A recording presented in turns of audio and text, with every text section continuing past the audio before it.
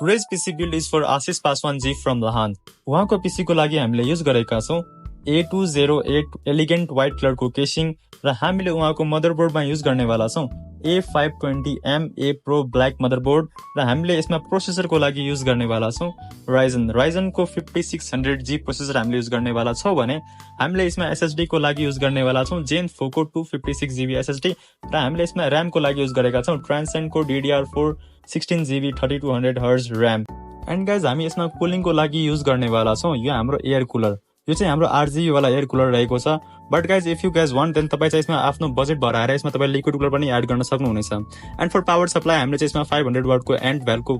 Power supply use गर्नेवाला छौ भने now let's assemble this all in this beautiful white case and guys यो PC को price रहेको छ ओन्ली 48000 र तपाईलाई हामीसँग किनेको एभ्री पीसी मा फ्री कीबोर्ड र माउस पाउनु हुनेछ भने तपाईले हामीसँग किनेको एभ्री पीसी मा चाहे त्यो 40000 को होस् अथवा 4 लाख को होस् तपाईले यसमा पाउनु हुनेछ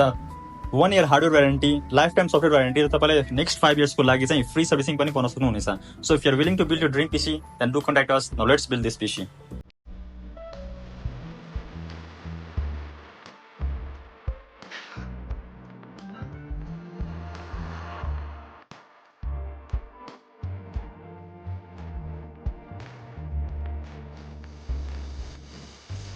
And guys, this is how our CPU look after being built. And thanks to Asis ji, उहाँले चाहिँ हामीसँग यो CPU को लागि 22 inch को मोनिटर पनि पेयर गर्नु भएको छ. So all the best to him guys and thank you.